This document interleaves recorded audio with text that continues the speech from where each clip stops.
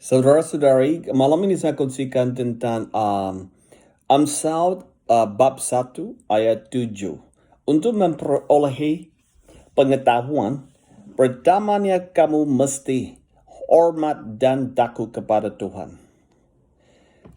Untuk memperolehi pengetahuan atau kebijaksanaan, wisdom. Kebijaksanaan adalah aplikasi tentang pengetahuan. Orang yang sangat mempunyai banyak pengetahuan tidak semestinya membuat keputusan yang bijak. Selalunya orang yang kaya, orang yang bijak, orang yang terlatih, orang berpendidikan adalah orang yang paling teruk, paling korupsi dan seterusnya. Kenapa? Ini karena dia bukan orang bijak, wise, wisdom. Jadi malam ini saya kongsikan apa ada strategi, apa ada rahasia untuk menjadi orang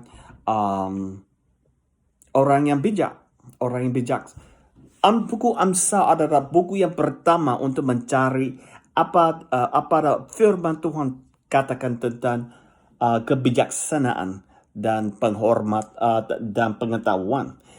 Amsal 1 ayat 7 katakan untuk memperolehi pengetahuan.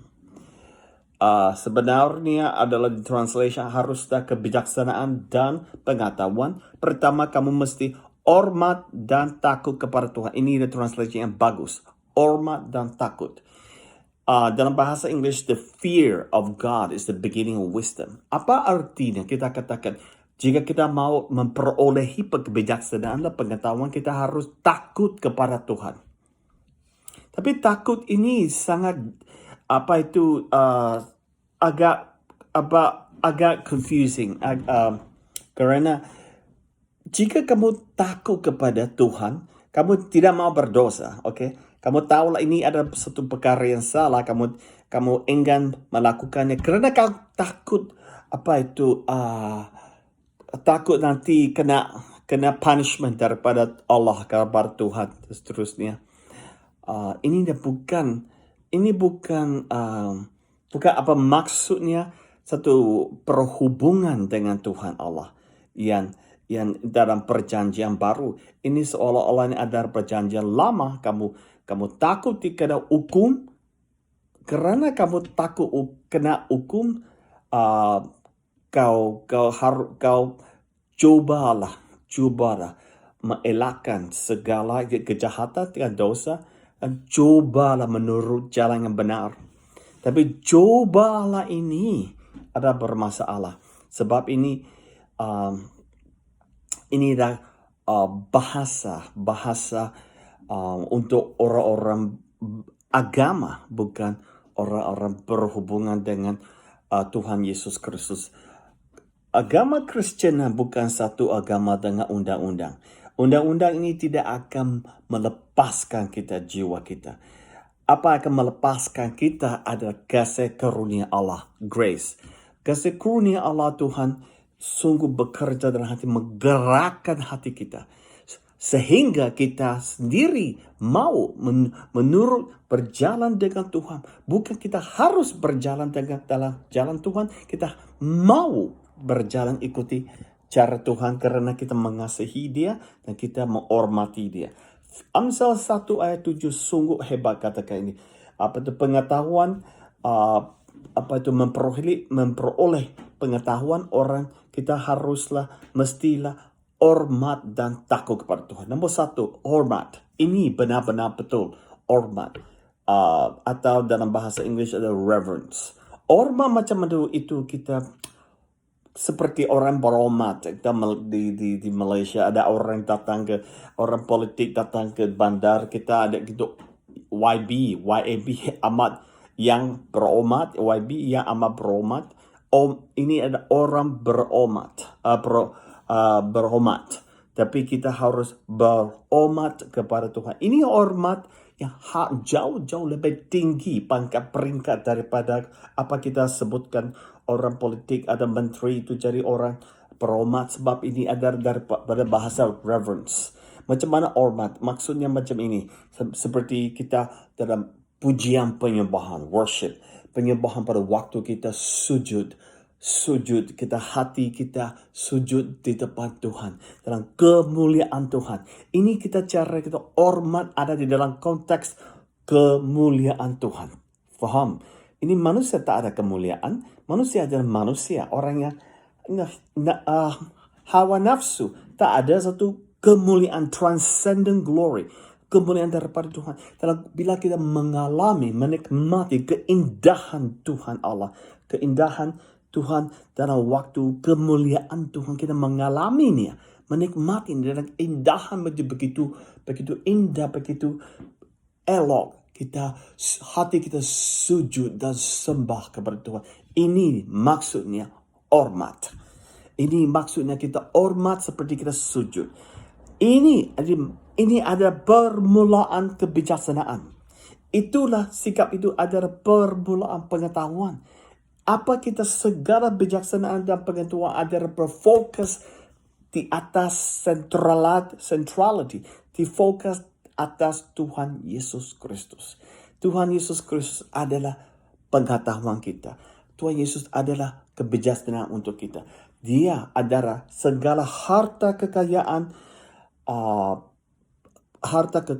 kebijaksanaan dan pengetahuan. Jadi hati sujud di depan Tuhan adalah permulaan pengetahuan dan kebijaksanaan dalam hidup kita. Hati yang tak sujud di depan Tuhan, hati yang tidak hormat Tuhan, tak sangat dapat itu mustahil dapat itu pengetahuan dan juga kebijaksanaan daripada Tuhan.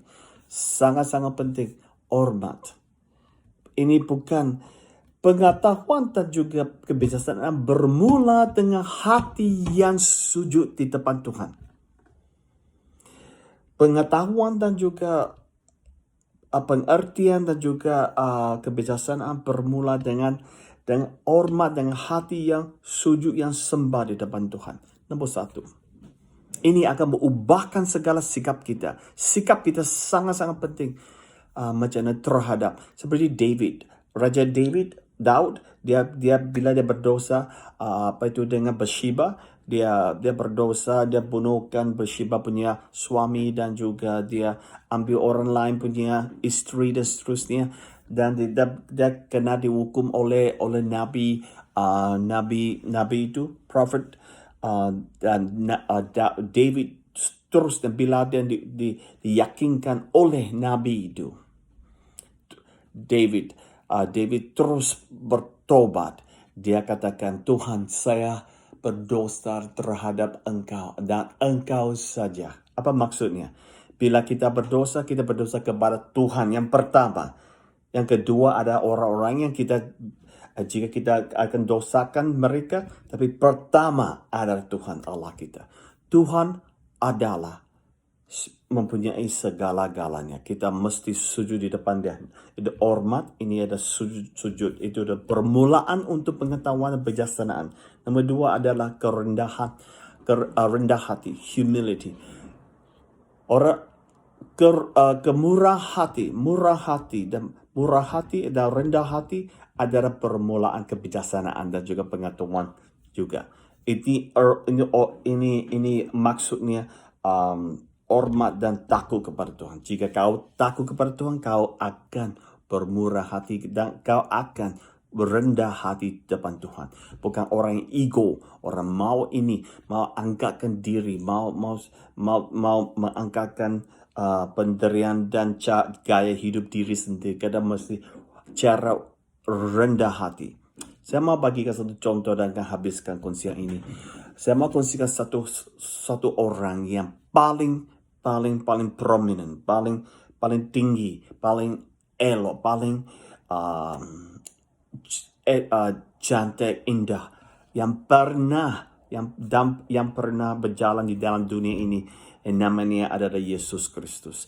Dia sebenarnya adalah Allah sendiri, anak Allah di surga, dan dia mempunyai kemuliaan Allah Tuhan meskipun sebelum penciptaan dunia ini.